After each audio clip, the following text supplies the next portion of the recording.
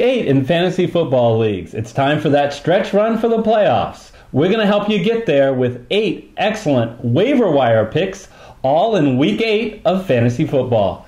All coming up now.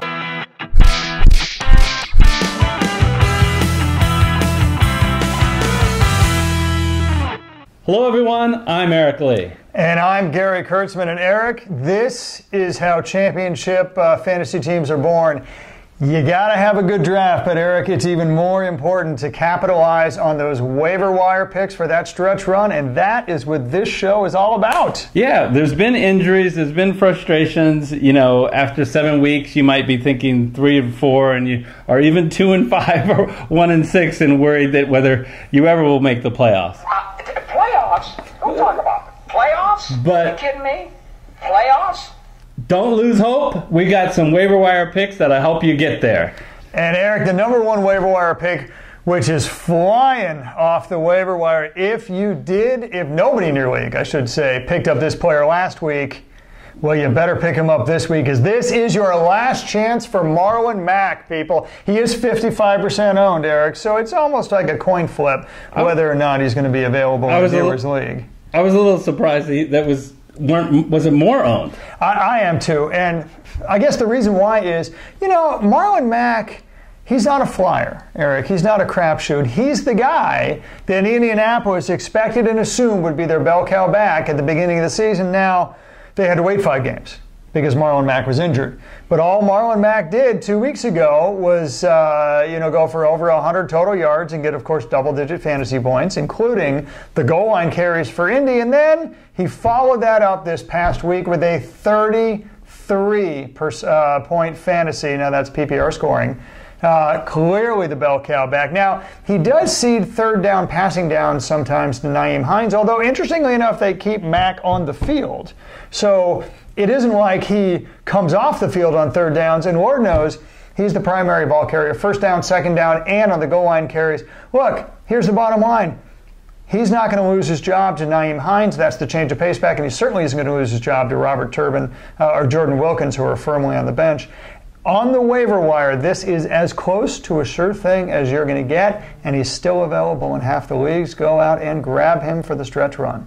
All right, so number 2 on our list, I've got basically the Oakland running back situation. It opened up with Marshawn Lynch groin injury. The situation there, as time has passed, it looks like it's gotten more and more serious. He's going to be out at least a month, but the latest news is it looks like he's going to go IR. If he goes on to injured reserve, that means he's going to be out for the fantasy year. So you either can go Doug Martin, who's at 24% owned, and Jalen Rashard, who's at 21% owned, Gary. And it's interesting. We know the story. Doug Martin's going to get the first and second down carries, and Rashard will get much more action in the receiving, as he's already has, even with Lynch when Lynch was playing. But I believe he's going to get more involved in running the ball as well, picking up that slack. So it's kind of hard. My initial take, Gary, is that the Raiders are a bad team. So they're going to be passing the ball more than they're going to be running. So I personally like Rashard. I did look in the short term. They've got the Colts, the Niners, the Chargers, and the Cardinals. 3 of those 4 teams are really bad. Maybe in those games you'll see Doug Martin be a little bit the better choice. But I think long term, if you're looking potentially out into the fantasy year, I really do like Jalen Rashard. Yeah, quite frankly, Jalen Rashard has been almost as valuable fantasy-wise as Marshawn Lynch has been, and that's Marshawn Lynch, right? That's not the player formerly known as the muscle hamster. That always struck me as odd. Doug Martin stinks. I'm sorry, but he's just not that good. Look, he's averaging 3 yards a carry this year on his limited carries. He was less than that for the previous 2 years, right? So this is a guy. Now, Gruden likes him, and that's your caveat. If the coach likes you, for some coaches, that means you're in. But honestly, at the end of the day, the Raiders are a bad team. They're going to have a stretch here where they're going to have a few other bad teams they're going to play. But the bottom line is, if Rashard was almost as valuable as Lynch when Lynch was on the team, he's bound to be more valuable, I think, than Doug Martin. So I like that. Rashard has the higher upside. There's no question about it. Yeah, I like that pickup. Let's go to Kendra Varner, who is 1% owned. So if I did my math right, that's 99% available. Sony Michel, that's really all you need to know.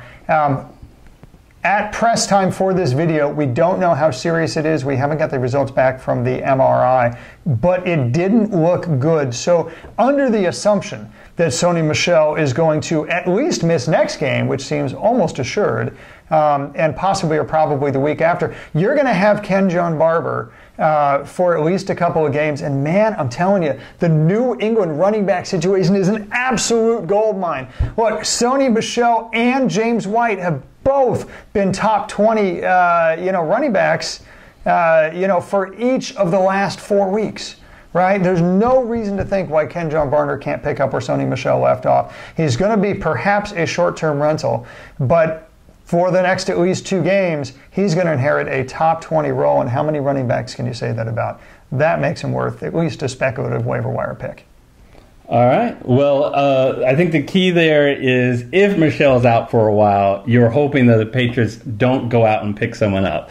There's this discussion about Mike Gillislee because he's available and he has history with the Patriots. But I agree with you. It's a great flyer. I mean, why not if you have the roster spot? Absolutely. Because the upside there is through the roof if things break for you.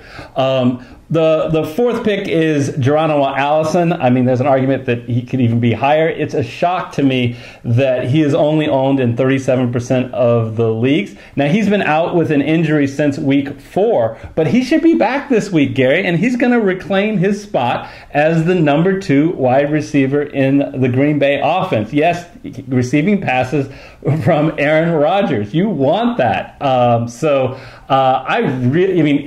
Who the 2 guys that took his place were 2 rookies. It's not an issue that Allison will regain his role.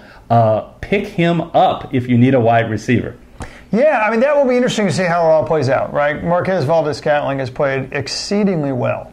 So he's definitely made an impression on the coaches. The guy who hasn't played as well, frankly, is Randall Cobb when he's back. So I'm probably a little bit more worried about him than I am about Marquez Valdes-Scantling falling out of the rotation. But yeah, it'll be interesting to see how Green Bay manages that rotation because, I think they could plausibly argue they have 5 good receivers on that team catching passes from Aaron Rodgers. We'll see how that pie shakes out. Danny Amendola, 10% owned. I don't know why I said that like it's a surprise. If they had their full complement of receivers in Miami and a decent quarterback, maybe the 10% would be different. So it would be New England. They'd be New England, right? So, we're down to the 5th person on our list. So we're starting now. I think there's a break between Geronimo Allison and Danny Amendola, to be perfectly honest. But Danny Amendola has the designation of virtually last man standing.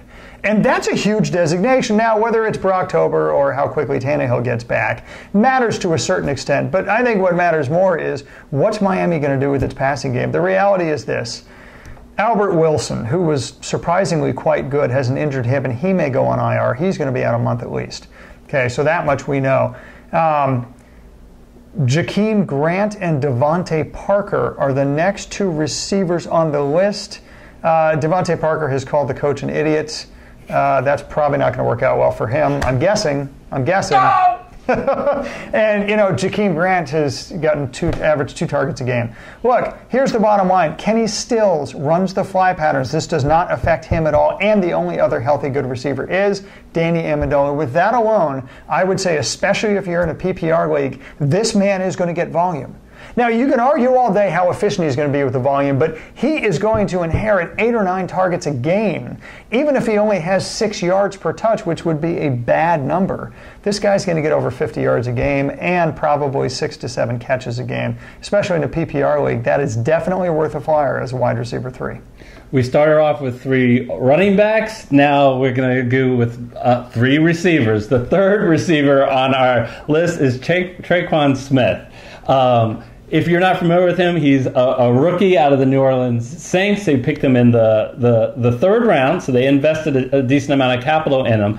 And with Ted Ginn's injury, which is pretty serious, will be out for a long time, looks like Traquan Smith is fitting into that role. And again, look at it this way: in the next 5 games, the New Orleans offense is going to be in a dome, 3 at home and 1 at Minnesota.